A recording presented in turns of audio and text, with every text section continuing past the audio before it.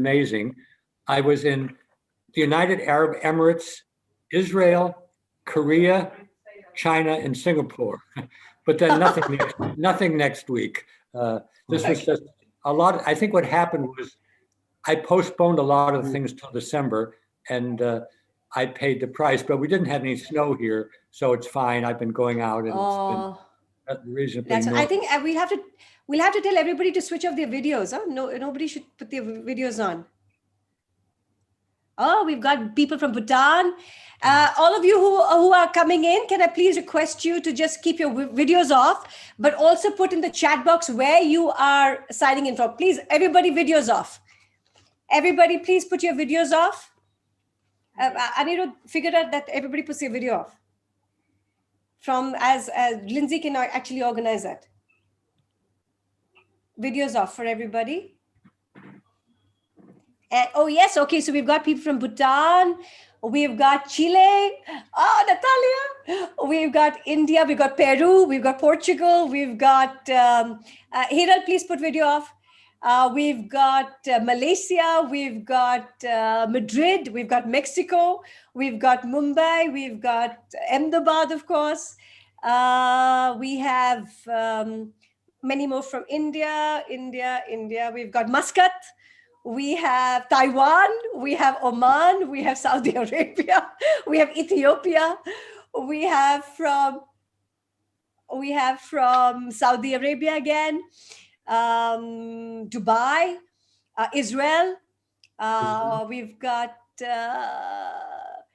of course, India again, a lot from India. Everybody, please put your videos off. Thank you.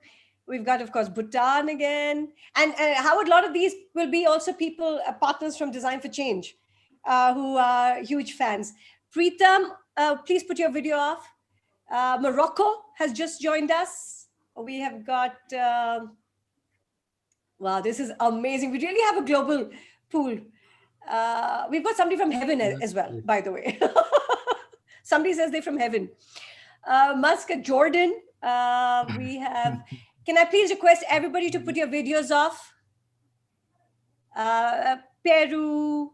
Kiran, I'll just make an announcement at the end. Let Let everybody come in. Oh, this is awesome. So for all of you who are joining us, thank you. We've got friends from, of course, the Harvard alumni. Design Change. The network. So thank you all. Of course, there's so many other friends and people coming, signing on. Can I request everybody put your videos off, please? Everybody's video off. Thank you, because only then you'll be really able to get the full play. Oh, we've got lots of people saying hi and huge fans of you, Howard. Okay, so we've already got 297 and counting. We have got people from, oh, this is great. Of course, lots from from Harvard, the alumni. Wow. Have you, this is the great thing about Zoom. We can have just about everybody joining us. Okay, so if you can just, again, quickly put where you are from and keep your videos and yourselves on mute. We will be starting in exactly a minute. We just wanted everybody to come on. And we've got Monica from Spain. Hi, Monica. We've got the US. We've got, wow, this is incredible. So this is so exciting. All right, Anirudh, would you want to start, or would you want to wait for more people to kind of join in? No, Howard, we've got somebody from New Zealand. They say good morning from New Zealand. Luxembourg has just joined us, Kuala Lumpur, New Zealand. This is awesome. This is so cool. Hong Kong has just also joined. Started in the interest of time. Yeah, so just announce, please, can we have everybody's video off? Everybody's video. Yes. Okay, Anirudh, I think we would like to start so that we get full hour with Howard. Okay. Yeah, great. So a very, very very, very good evening from Delhi, in my case, Ahmedabad for Kiran, Boston, I think, for Professor Gardner, and I think literally we have people from at least, it seems like at least over 50 countries. So good afternoon, whatever the case might be for you. Welcome everyone. I'm Anirudh Suri. I'm the Harvard Alumni Association Director for South Asia, in which capacity I oversee all the alumni clubs that Harvard has in the region, in the Asia Pacific region, specifically South Asia in my case. I'm very excited today. I think we all are. This is a first of a kind event for various reasons. As all of you who are Harvard alums or associates will know, this initiative started by the Harvard Alumni Association this year. Given COVID has prevented us from doing much of the programming that we'd otherwise do offline, HAA has started this initiative for the faculty speakers to bring Harvard faculty speakers to our alumni across the world, and of course the broader community that we're all in touch with. It's also exciting because the first time that Harvard alumni clubs from across the Asia Pacific region are coming together to host this event. And by which I mean countries, including India, obviously, where we are joining hosting from this evening, but also Philippines, China, Japan, Korea, Indonesia, everyone in the Asia Pacific. And so I'm very thankful to all the Harvard alumni clubs who've come together for this collaborative event. But most importantly, today's event is very special because we have an extremely special speaker joining us, Professor Howard Gardner, who I suspect all of us here admire greatly, have read his work, have met him. I'm sure many of you have met him in your careers and student lives and had the opportunity maybe of collaborating with also in some cases. So first of all, a very warm welcome to you, Professor Gardner. And thank you again for joining us today. As you know, we have also with us today Kiran Bir Sethi, our very accomplished and lovely moderator who will introduce Harvard. But I want to take just a couple of minutes to introduce Kiran first to all of you, those who don't know her. Kiran is the founder of the Riverside School in Ahmedabad. Anirudh, there are people who don't know me.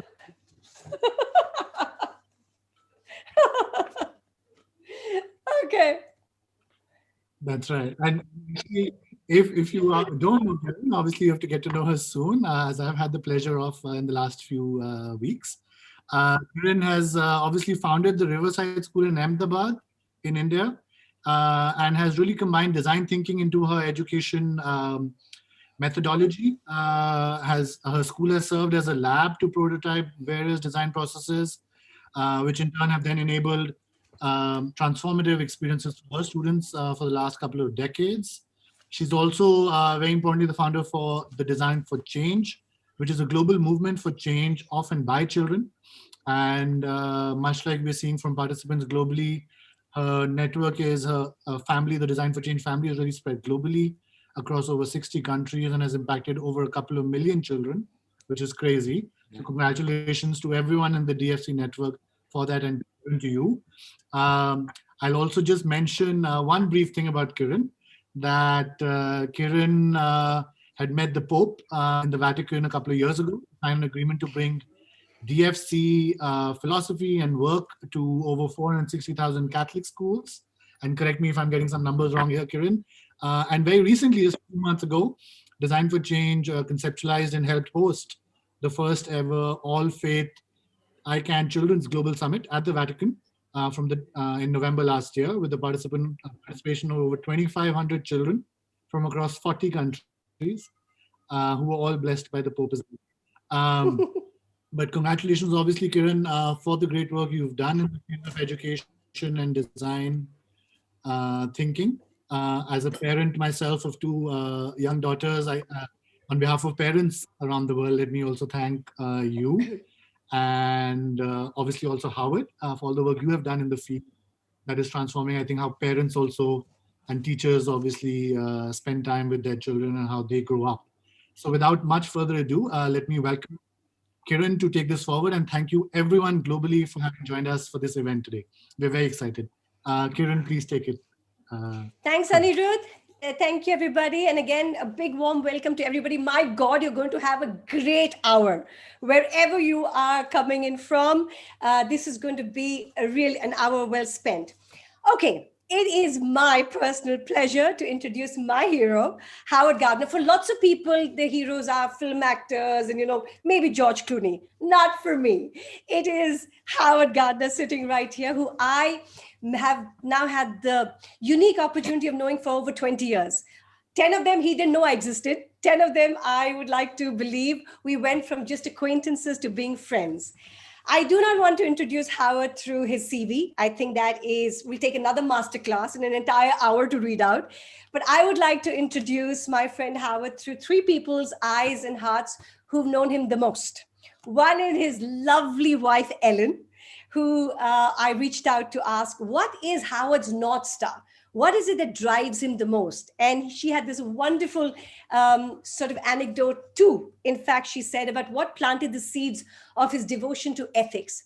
Both of them actually are very interesting. One incident on courage and one on cowardice. So both of them have been chronicled, of course, in his amazing book that we will be, of course, talking about. But one was when Howard was young. He was just in grade 6 when he happened to correct and challenge authority. And the other was when Howard was a grad student. Again, Mr. Howard Gardner challenges authority. In both cases, he experienced humiliation from the teacher. But the one that really made the impression of courage was when the principal of his school, in fact, invited the teacher who humiliated Howard and actually reprimanded her and asked her to apologize. But what was most significant is that teacher happened to be the principal's sister. So even though it was a relation, it was an act of fairness, which made a huge impression on Howard.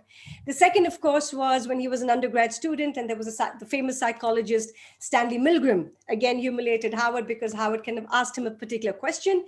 At that time, he experienced the opposite of human action, that was of cowardice. Nobody stood up for Howard, and much later came and kind of apologized, saying, oh, I think you were right, but I didn't have the courage. So both these incidents of courage and cowardice actually planted the seeds of Howard's deep devotion to ethics, and of course, then his work in Good Project. The second Howard, I reached out to Andrew. And I asked Andrew. Andrew, for those of you who don't know, is Howard's son. And I asked him, how is Howard as a father and a grandfather? And he said this about you. He said, one of Dad's greatest attributes is his dedication and consistency. He said he dutifully calls and video chats with his children every single weekend. But as a grandfather, I think it's even more telling that Howard's granddaughter, Faye, who is all of 4 years old, Howard, of course, loves puns, for those who know him. So when he apparently makes a corny pun, he eagerly probes to determine if she laughed because she understood the joke or because she was trying to please her oppa. And of course, they do all of these crazy milestone experiments with their grandchildren. So I wanted to ask Howard, can't you just be oppa without an agenda? And the third, of course, is his wonderful friend and colleague, Lynn. And Lynn said this about you, Howard. Howard does seem to understand time very differently, he says. He is so fast, reading thoroughly, thinking ideas through, and the rest of us have to keep up. So when considering how long something takes, he said, just 20 minutes. And for others, that 20 minutes is an hour long. So Howard is not slowing down at all. But for this hour, we're going to slow down and we're going to listen to Howard. So, Mr. Howard Gardner, my hero, this is your first question. And this is, of course, to frame the synthesizing mind for those of the participants who might not have had the opportunity to read your book, right? So you mentioned in a recent interview that one reason you wrote A Synthesizing Mind was to call attention to the importance of this kind of thinking and indicating some techniques that can be used to improve human synthesizing. So for the audience, in your opening remarks, can you please help synthesize the key features of a synthesizing mind? Wow. Thank you so much, Kiran. And also to Anirudh for welcoming me. I have traveled a lot and spoken to many audiences, but I don't think I've ever had people from 50 different countries present at different hours of the day and night. And so I'm very moved by this. Also, Kiran, you did a lot of homework. And Yes. some of it was covert homework in speaking to people who could blow my cover. And I'm very relieved that neither my wife, Ellen, or my son, Andrew, I have 4 children and 5 grandchildren, nor Lynn, who has known me for even longer than you have, each giving the benign version of me. And also those 2 anecdotes are actually quite telling. I didn't realize when I wrote the book that the 2 of them were actually joined in my own mind, because in both cases, I spoke up. And in one case, you didn't mention this, but my mother took me to the principal to get his blessing, whereas in the other case, nobody, including the other faculty member, stood up for me. And as you know from your own work in Design for Change, and as a Ashoka Fellow, sometimes you have to speak up even if nobody else does. And that's very difficult. And most of us would much rather not speak up, but we know what happens when nobody speaks up. But I think I do remember your question, so I will speak up to that.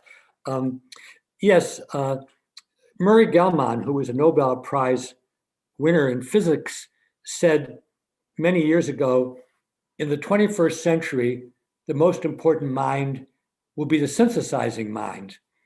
And he didn't bother to define it, though I think he knew what he meant.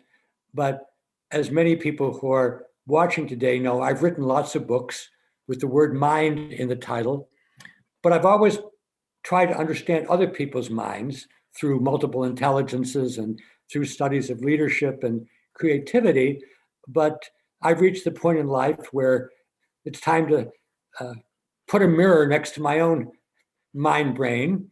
And I realized that among the various things that people can be good at, one of the things that I'm very good at is synthesizing, which means taking in lots of information from disparate sources. Not all of it may be reliable, not all of it may be accurate. I have to be able to assess whether the source of information is reliable, and then putting that information together, synthesizing it in ways which make sense to me, because otherwise, why would I be doing this? But also, and this is crucial, in ways that make sense to other people. Now, if you're an educator, as many people who are watching know, you say, well, isn't that what we do in class when we ask people to write a book report or an essay about the French Revolution or about India's gaining of independence over 70 years ago? And yeah, those are modest kinds of synthesis, but to me, the interesting syntheses are the ones which you can't look up because they're new questions. There's new questions where there's really not a good answer to it anymore. And it's up to you as the synthesizer to figure out what's relevant, what's not relevant, what should be put into the synthesis and what should be omitted. And again, as I've said, making sure it's understandable to other people. Now, as a scholar, I think principally about the kind of syntheses which students and teachers and researchers do. But whether you're in business or in politics, or as you do, leading a school or leading an organization, it's really your job to do the synthesis. You can't download it or upload it to other entities.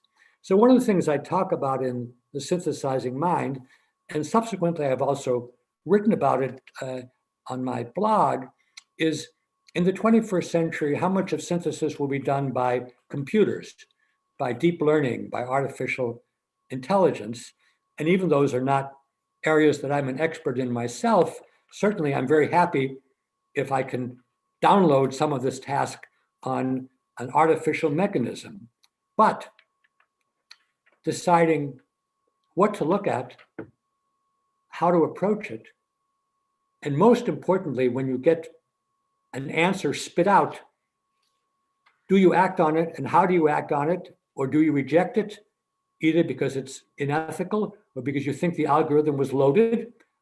Those are human functions.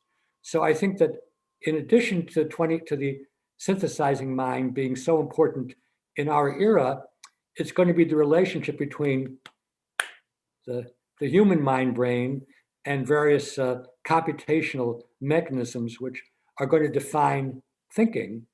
And one last point is that this is going to be true for every kind of worker.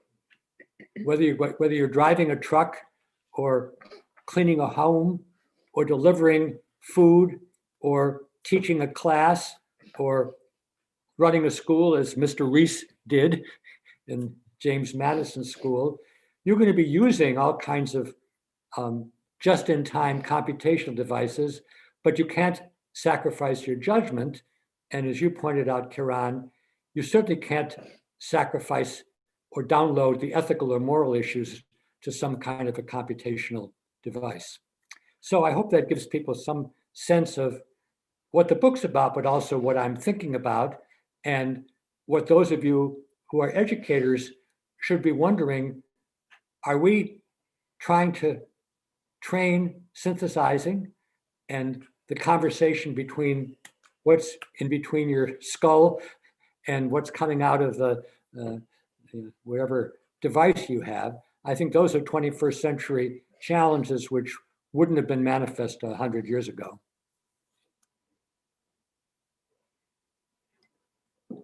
You're muted. Muted. Yes. In fact, this is the new word that all our children are learning. Before they used to learn, keep quiet. Now they're saying, mute yourself, in the pandemic.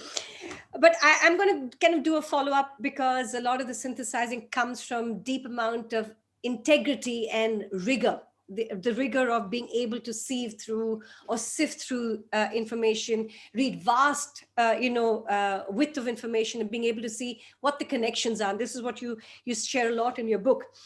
But I think and it comes back to now the times we're living in, to say that if you're looking at modern social media, fake news, Twitter, everything is synthesized to a little emoji.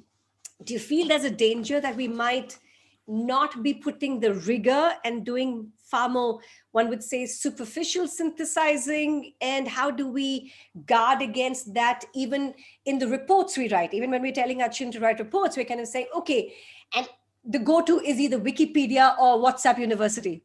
How do we bring attention again to the integrity of how synthesizing should be done? And what can you tell maybe all the listeners, a lot of them are actually educators, to kind of guard against, or to be wary of? That's perhaps the most important question that one could ask from an educational perspective. And in fact, I'm going to mention something Andrew did 10, 15 years ago when he was teaching in New York City. But the reason it's so important is that on the one hand, we might say synthesizing is easier than ever, because anything you raise a question about, you have an infinite number of sources. But as you've implied, those sources are not curated. 90% of them are just somebody passing on something that they read, usually the more lurid and vivid, the better, without any kind of a judgment about whether it's valid and how it was resourced and sourced and so on.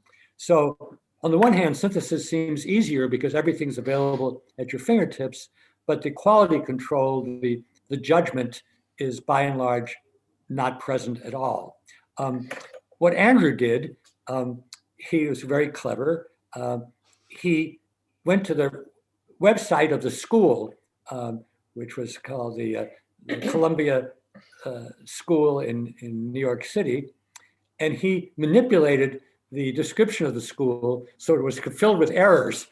And then he had students do an exercise where, of course, since they were at their school, they knew that the description of the headmaster and how many kids were in the class and what the assignments was wrong. And there was kind of a wake-up call that you just can't, because it's printed out and has nice scenery, and it's been sent to you by Google or Amazon or Facebook, that therefore you can trust it. So this is where education, particularly beyond the early grades, is more important than ever, because as you know, Kiran, I've talked about the synthesizing mind, but I've also talked about the disciplined mind. Yes. And perhaps the greatest intellectual invention of the last few thousand years has been the academic disciplines, the scholarly disciplines. That's a pretentious term, but it means history, biology, economics, philosophy, the course catalog, so to speak. And those represent human beings' serious efforts, sometimes anonymous.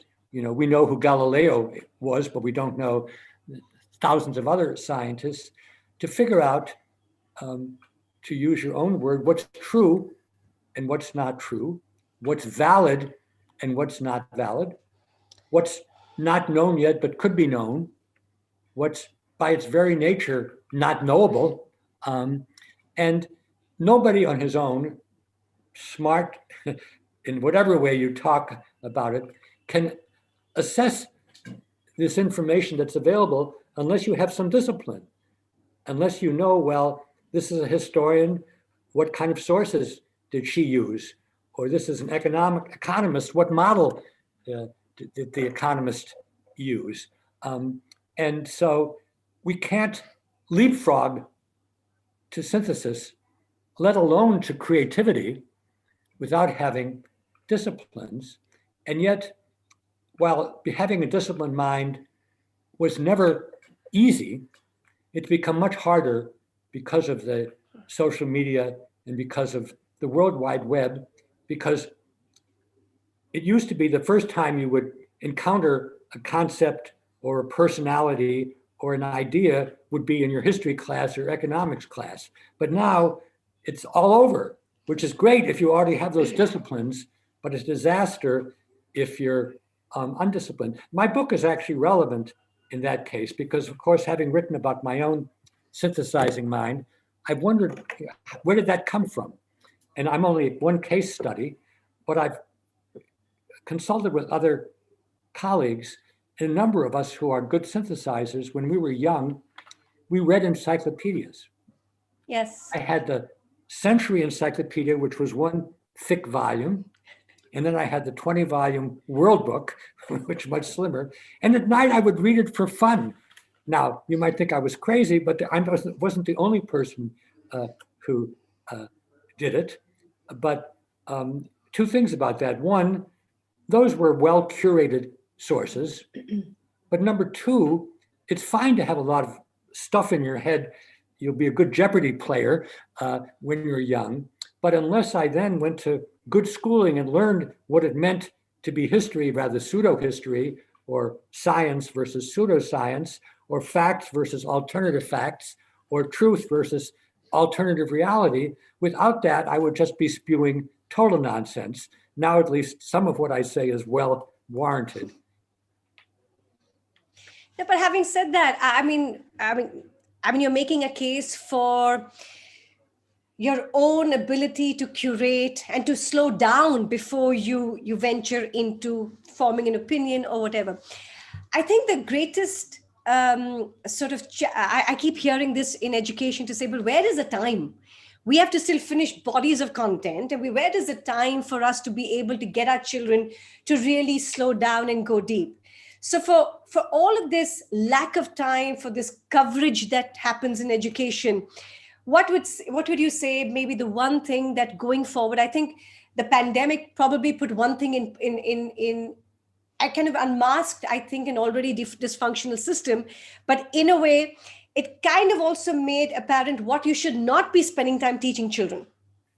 So all of that can be done elsewhere. So what do you feel is the one message you can give educators about time or the perception of the lack of it to build this level of integrity? Okay, I'm going to be a bad student because I'm going to not just give you one answer, because again, like the question about truth versus nonsense is such a big one. So is the question about time. The pandemic has actually been very revealing because most people can't fill up their time. And the evidence of that is how much time people spend watching old movies or doing jigsaw puzzles or on social media. I've done many studies with undergraduates over the last 20 years where they complain about their time, and then I have them make a pie chart about how much time they spend on social media, and right away, so now I'm going to be very serious. You and I are very busy, probably busier than most. So we really have to make very hard decisions about how to spend our time. Every morning, I spend an hour reading different newspapers, and not just the New York Times and the Washington Post, which I agree with, but the Wall Street Journal, which I almost never agree with, and Financial Times and The Economist, which are right in the middle. And because I'm doing work with Singapore, I read 3 Singapore newspapers every day. Now you might say, that's crazy, but that hour is very precious because I'm much less likely to have nonsense in my mind when I've surveyed this dozen sources than if I just read, or in the United States, just watched CNN or just watched Fox or just watched MSNBC, with Fox being very much on the right and MSNBC on the left, and PBS and NPR, which I do, those are the public broad, which are really quite centrist. So it's not that there isn't enough time, it's what do you really prioritize. But to get to the nub of your question, the pandemic has been awful. But I think from a very distant point of view, and I'm old enough that I can afford to be distanced, it's enabled us to determine what are the most important things for every profession and what are the most important things for every institution. And if we leave in professions like education or medicine or law, or in institutions like law, legal system, government, journalism, and so on, what is precious and has to be preserved, and what can be afforded to let go. Let go. And if I'm speaking to people in a relatively democratic society, and I saw mostly democratic societies are in attendance, I would say respect for truth and knowing how to distinguish it from nonsense or things where we simply don't know. Respect for research and knowing that when you make a statement, you have to be able to establish what kind of a warrant there is for it. And then, this is where democratic societies are important, having your mind open to listen to points of view that are different, even points of view which you find abhorrent, and not prejudging them, but also, and this is where courage coming in, trying to say or show politely or firmly where you are different. And if I can make a shout out to Riverside, when I visited it close to 10 years ago with Andrew and his wife and my wife, Ellen, I talked to a lot of teachers and I talked to you and your family, but when I talked to the students, it was clear to me that whether it was explicit or not, they knew how to present things they believed in, but also how to discuss with one another and with their parents one night and with other teachers. So whether it's by design or accident, and knowing you, it's probably designed by design. By design, yes. Yay. But I was speaking to Hong Kong yesterday and United Arab Emirates earlier this week, and those are not societies where you can say what you think unless you have courage. And in Hong Kong, as we read today in the paper, you may end up going to jail for the rest of your life. Yes. Those are very frightening thoughts. And I'm not holding up the United States at all as a model. It's not.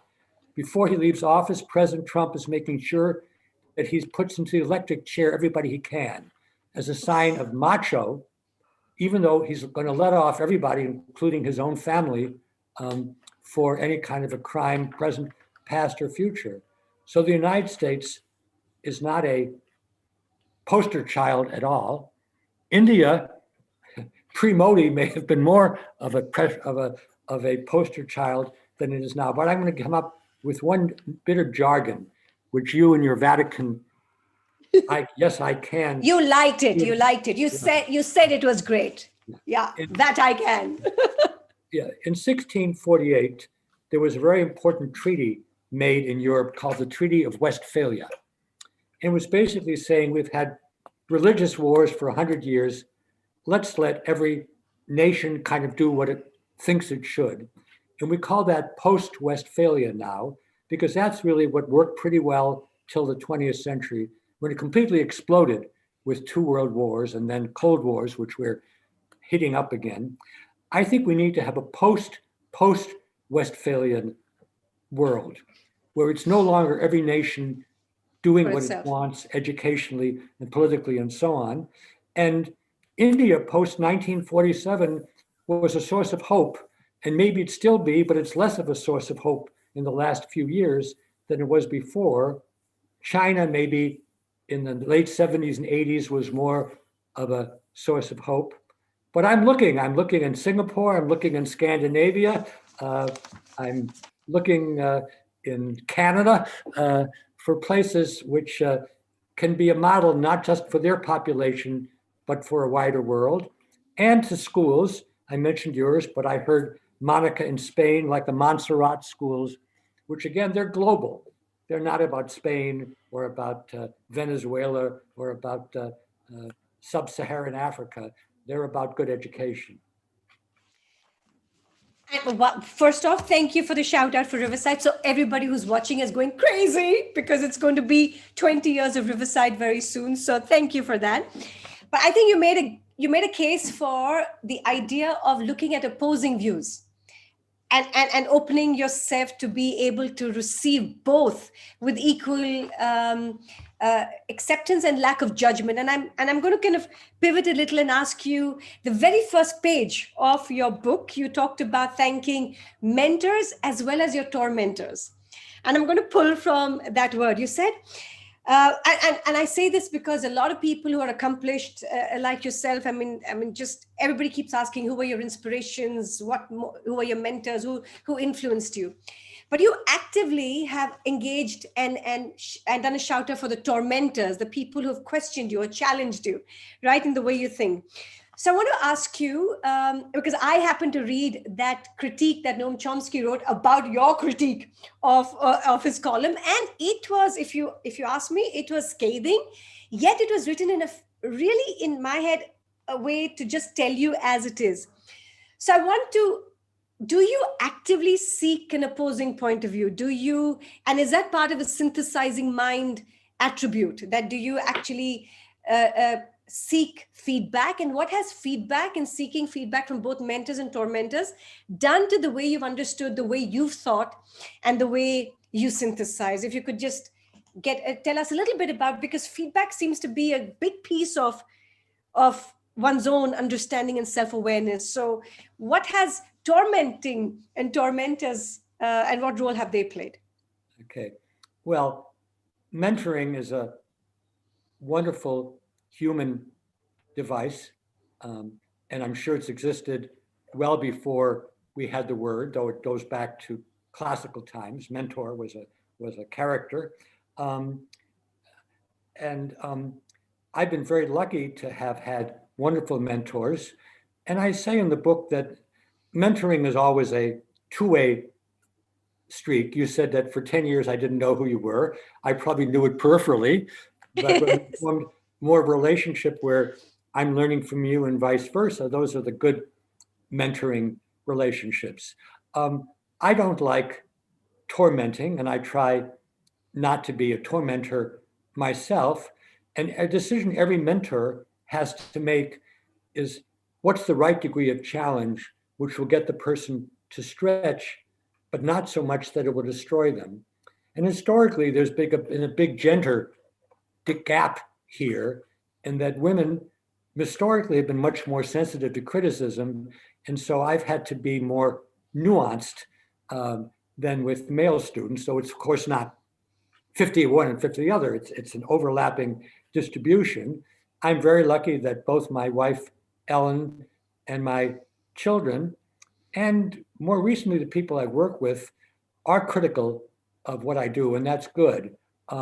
Because when you get to be fairly well known, people may be reluctant to criticize you, and then you're not learning from them. So you have to, it's a delicate balance between being so strong that you don't hear anything and being so passive that you feel destroyed. If nobody had spoken up for me with Miss Dyer or Stanley Milgram, I might have just withdrawn from combat, which would have been equally bad. One thing that I know is on your mind, so I'm going to jump ahead to it, is that we certainly should try to listen to people who are different and read people who don't agree with us. But in a book called Changing Minds, which I'd forgotten, but people now have rediscovered it because there's so much trying to change minds, I defined a fundamentalist as a person who has commitment not to change his or her mind. And I don't think it's worth spending time, though you can still be courteous, to a fundamentalist. And by fundamentalist, importantly, it's not a religious term. Most people who are religious are not fundamentalists, and there are a hell of a lot of fundamentalists who are not religion. But if somebody, whether they're 10 years old or 100 years old, has commitment not to change their mind, you should be polite and pass the salt, but there's no point in getting to an argument with them. And that's why the book, which has been a tremendous bestseller in the United States, Educated by Tara Westover, and then a recent article in the New Yorker magazine by Larissa McFarker about a very religious Orthodox Jewess who left the faith, are very interesting because it is so difficult when you are raised in a fundamentalist household and you're never allowed to be subjected to anything critical, to be able to break through of that. And of course, it's a tragedy because if you are raised in a fundamentalist household and then you learn about other things and you want to go back, that's fine.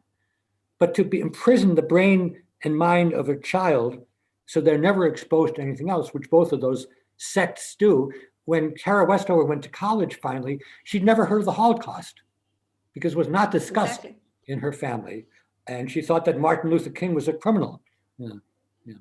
So that's the dangers of fundamentalism. So, I mean, but whilst, I mean, fundamentalism, we take it to the extreme and we say, okay, what happens in cases where you are exposed to, for instance, the idea of inclusion, right? And I keep finding that so much of it when we keep talking about an education, about building this and cultivating this mindset that is more open, or what everybody's calling the 21st century skills. But if you're still having 20th century belief systems, I mean, the idea that, boys will be boys, or there's a certain hierarchy in certain professions that will be out there, or that, there's a certain idea about religion, etc. How do you, what is the balance between shifting a mindset and getting the skills to align? Because I keep seeing that we're teaching a lot. There's so much focus now on the skills, and you're talking about just the skills to perceive, to curate, etc. But what if it is housed in still a mindset which is of the 20th century? How do I move that?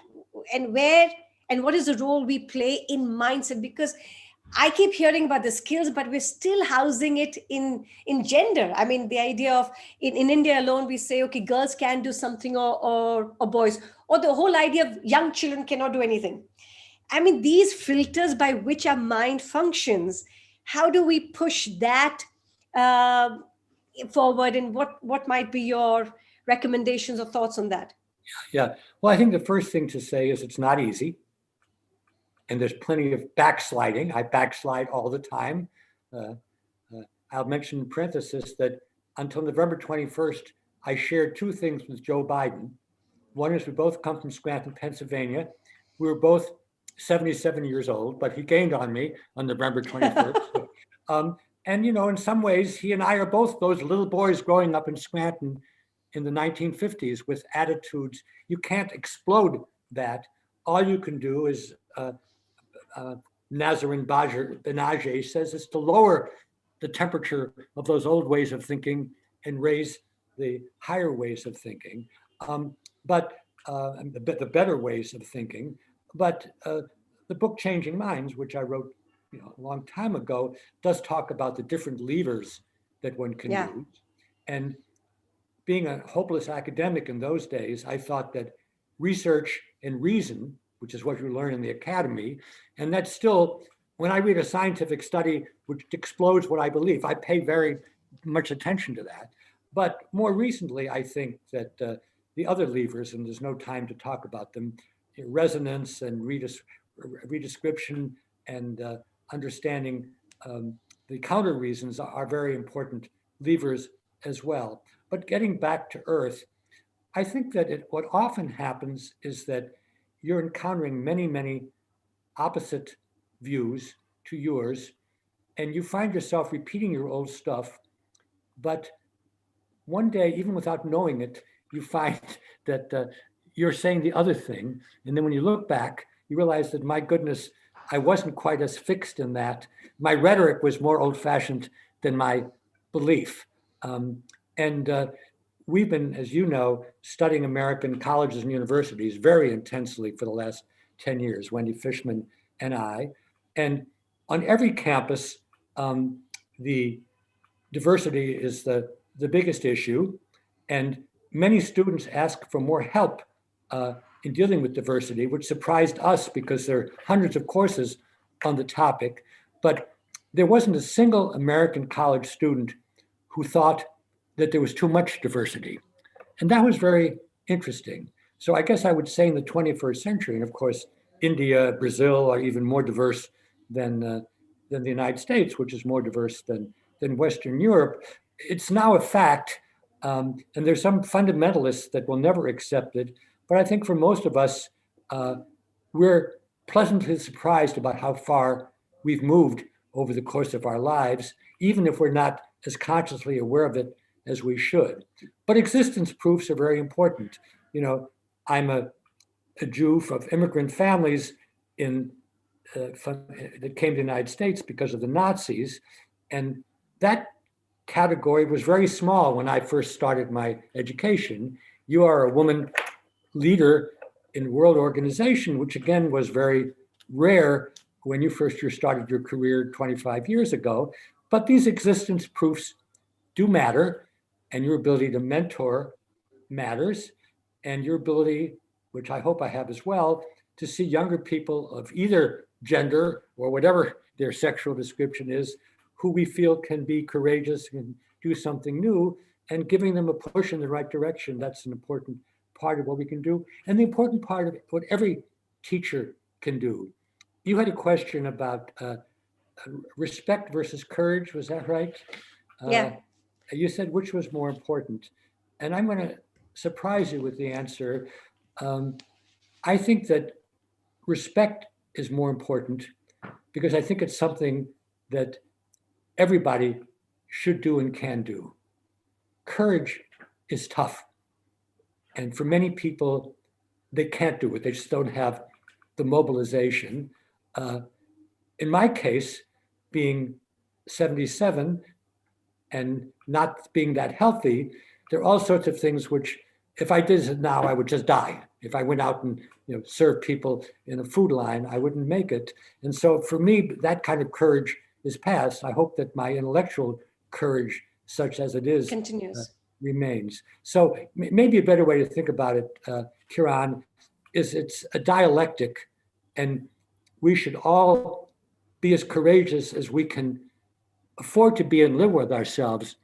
But respect is something we owe everybody.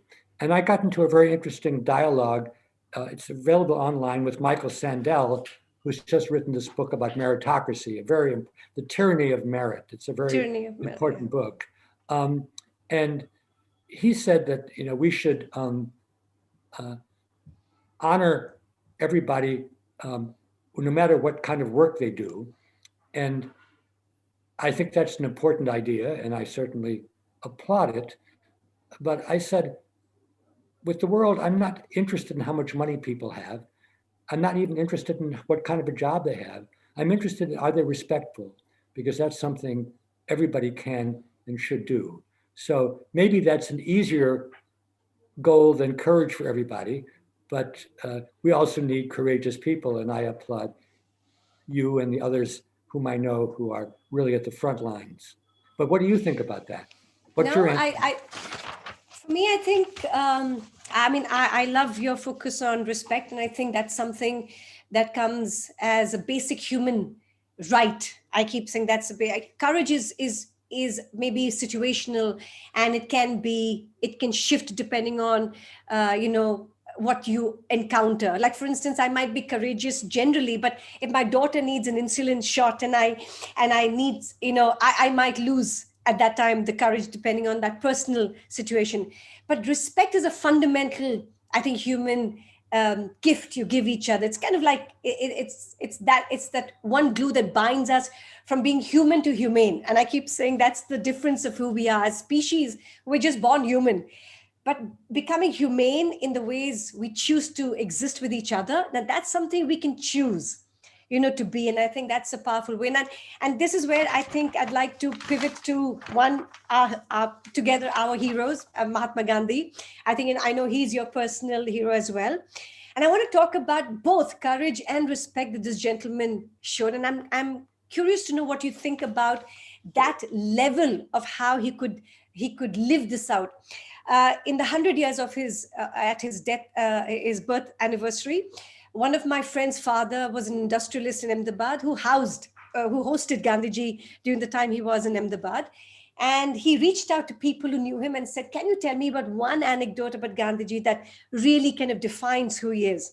And this is a letter, a small little postcard that came from a gentleman who was a historian at that time. And he says, "Dear Mr. Mehta, what impressed me most in Mahatma Gandhi was his being able to oppose the British rule without letting himself or his followers feel any personal hatred towards us." That just stunned me. The idea of having such personal conviction of fighting for right without having an enemy. There was no adversary in this story of Gandhiji. So I'm curious to know, what kind of a mind do you think Gandhiji had by virtue of developing this immense courage, respect, and having this ability not to hate? And because so much of what we see in our leadership across the world is around the otherism. Let's just put fear into you and lead you through fear and lead you through the act of the other. What would you share about your insight about leadership with this idea of respect and courage and ethics? And as teachers or parents who are watching this, what can you help us build in our children? Okay. Well, Einstein, who was no mere peon, said that it's hard to believe that somebody like Gandhi exists on Earth. And that was a pretty amazing thing for Einstein to say. But not only am I a developmental psychologist, but my undergraduate teacher was Erik Erikson, the great psychoanalyst who introduced me to Gandhi. And in fact, I get credit for having made the quip that after Erikson wrote Young Man Luther, that he should write Middle-Aged Mahatma. And that does sound like the kind of stupid joke I would have made when I was 20 years old. Or to fail. But we can't think of Gandhi without thinking about his life course. He was born in India and came from a moderately okay family. But then he went to England and became a dandy, and then he went to South Africa, and his eyes were opened to what was going on there, and he began to show some courage. And then he had 25 more years in England and in India, going back and forth. So it's not like anybody is born a Gandhi, and he could have died of. He can choose not to, yeah. Yeah, he could have died of a typhoon, at the age of 30, and nobody would have known that. But I think you may know that I was once asked what if I could give one book to a graduating senior at Harvard College, what would it be? And I said Gandhi's autobiography, which we know as experiments with truth. Truth. And what was to me so powerful with Gandhi is, of course, everybody fools themselves, and I'm sure he fooled himself too, and he doesn't get an A as a parent or as a spouse, but he was nakedly honest with himself about what he did and when he made mistakes and how to try to correct them and so on.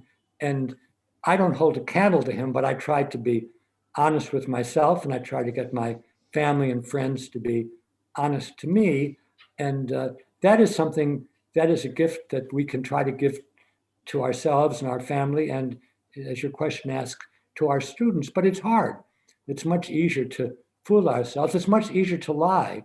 And another book that had a great influence on me was Cicely Bach's book about lying, because we all lie in ways that it was better if we don't. And I've tried ever since reading that book when I was young to avoid lying, even when it's easier and more convenient. And that doesn't mean you should be insulting people. It doesn't mean you can be disrespectful. But you need to try to find ways to communicate things. So the other day I was watching one of these Zoom things, and I thought it was lousy. And then I got one of these things in the mail, would you evaluate it? And the easiest thing would have been to ignore it or to say it was great, or to if I was angry, saying this thing sucked. But in fact, I wrote to the person who ran it and I said, if you'd like to talk, I'd be happy to talk. And so I spoke to her on the phone and I said, what did you think? And I said, well, you want to hear what I think? And it was a half an hour, and I had other things to do with that half an hour, but it was being truthful rather than taking the easy way out.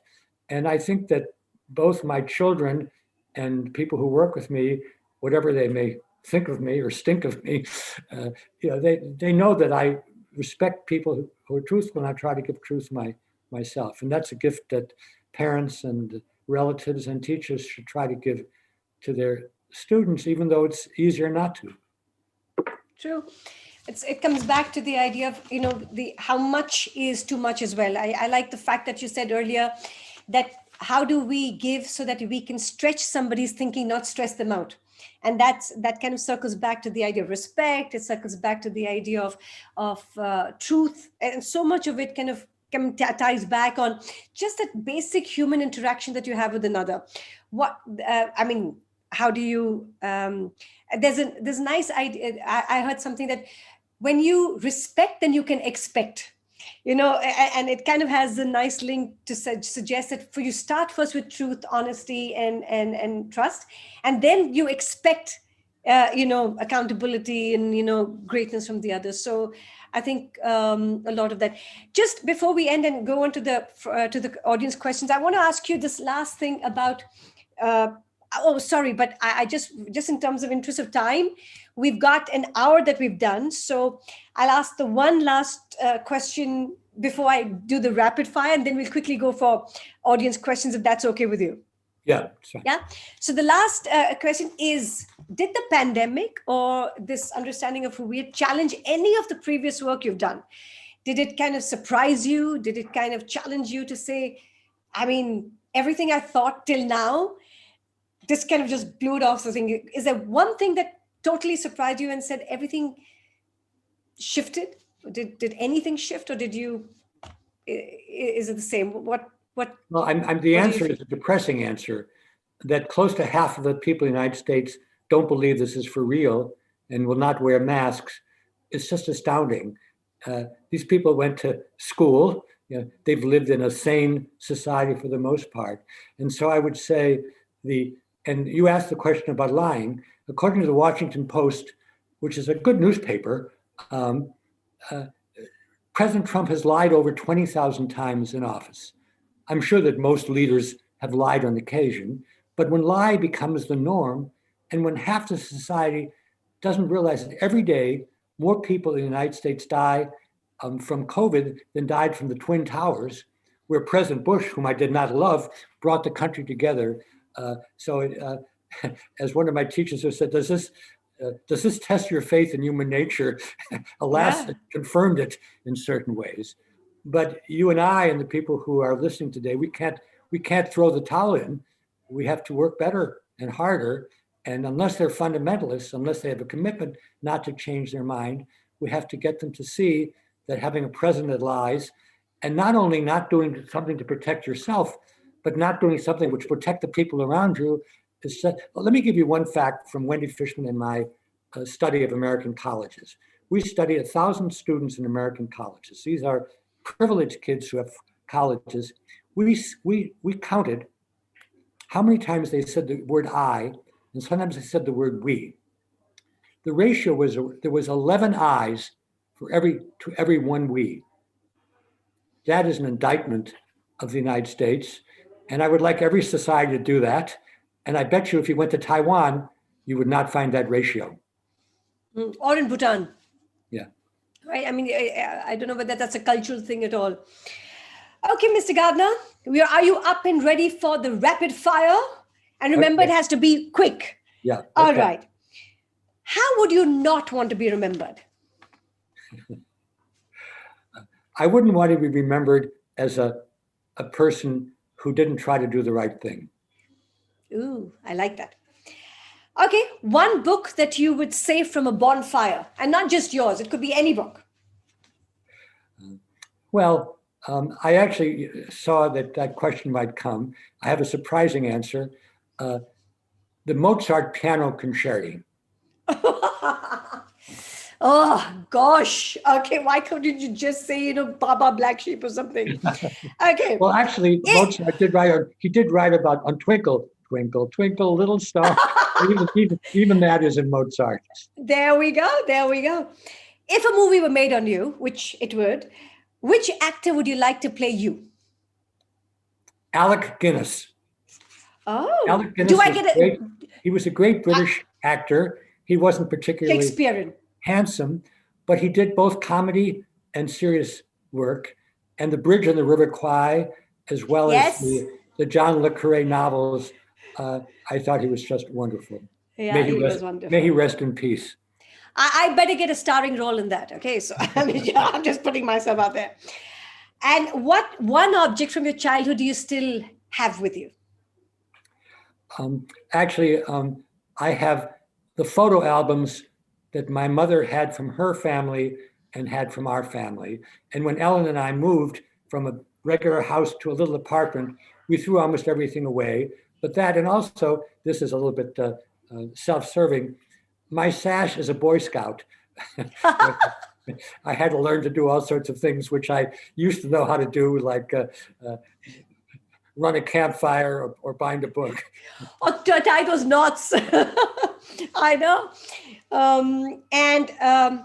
The last one that I want you to just shout out for all the audience that are watching.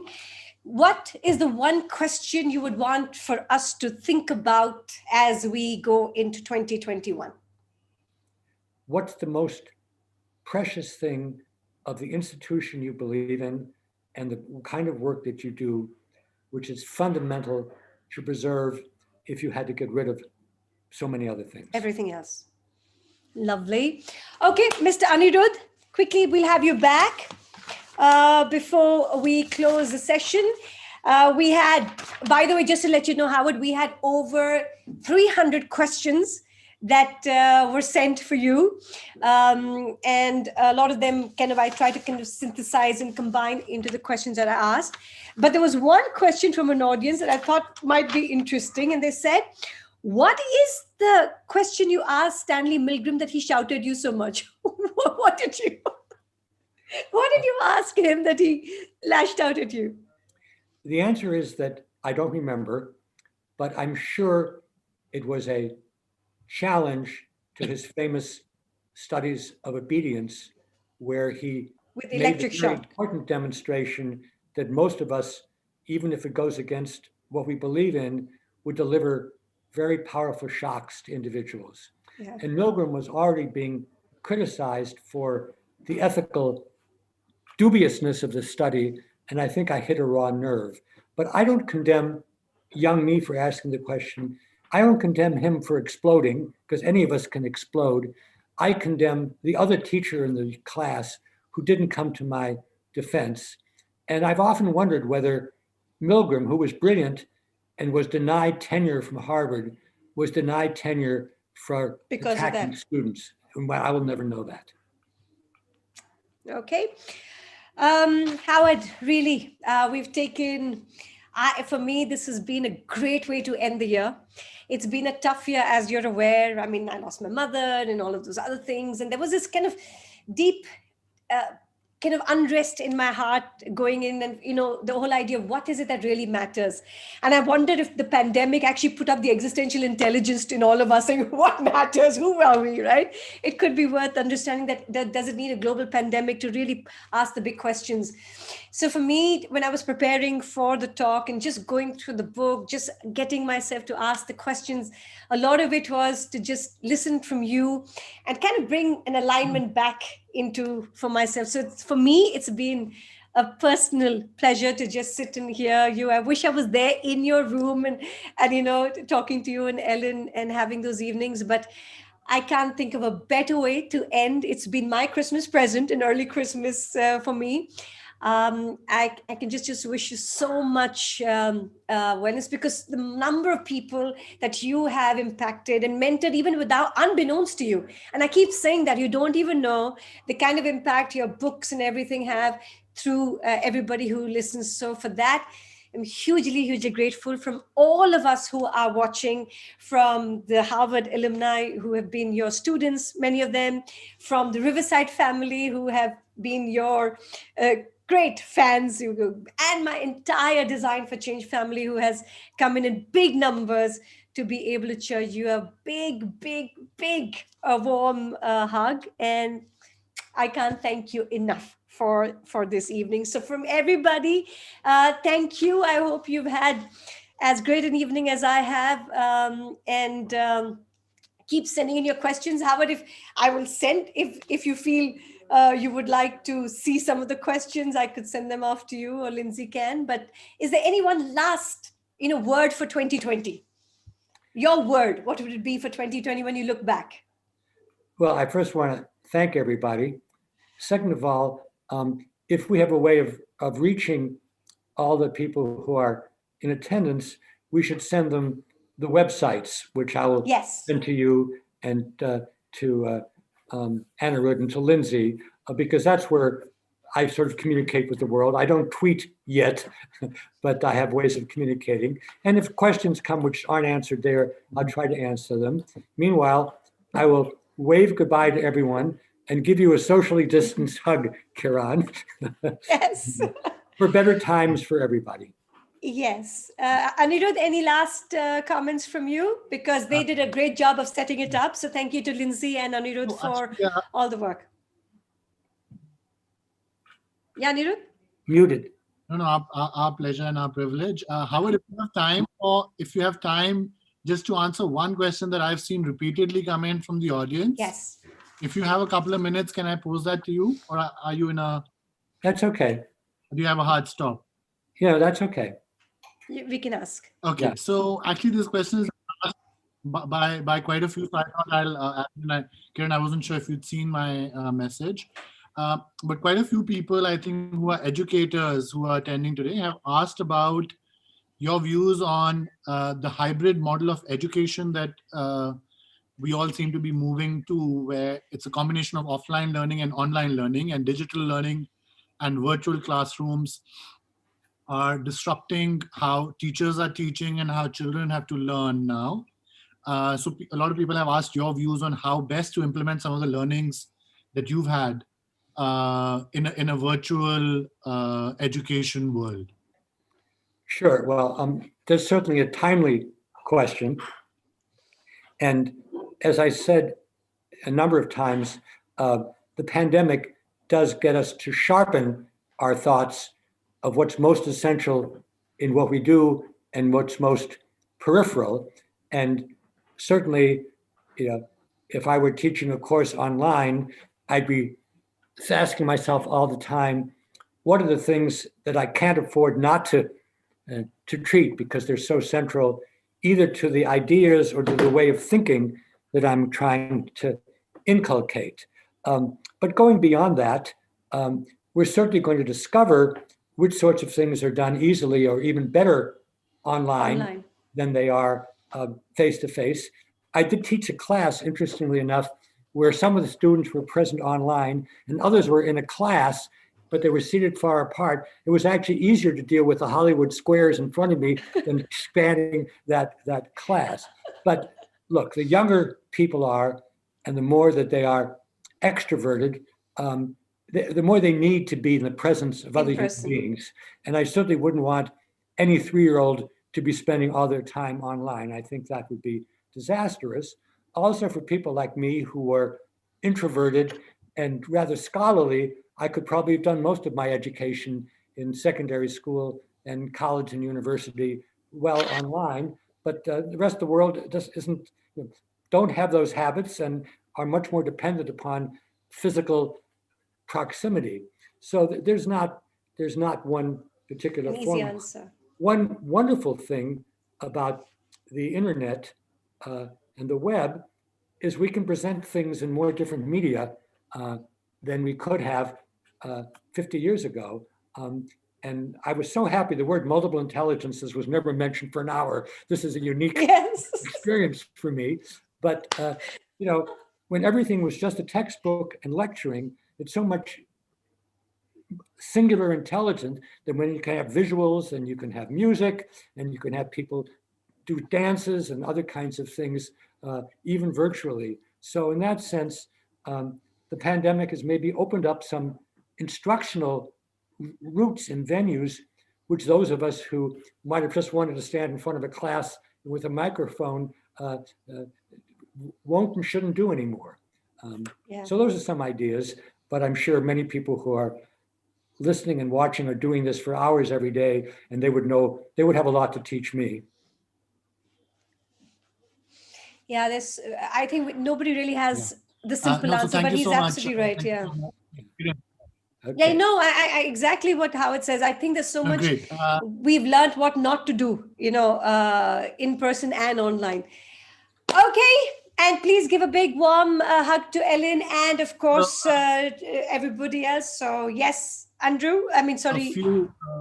Kiran, what a masterful job you did. Oh. Well, I'm in front of a master. I cannot tell you the amount of sleepless nights I've had, Ellen, putting up these questions. Here's a Harvard joke. We don't say master anymore. We say resident dean. So you did a very resident dean. Okay, let's be politically correct. Yes.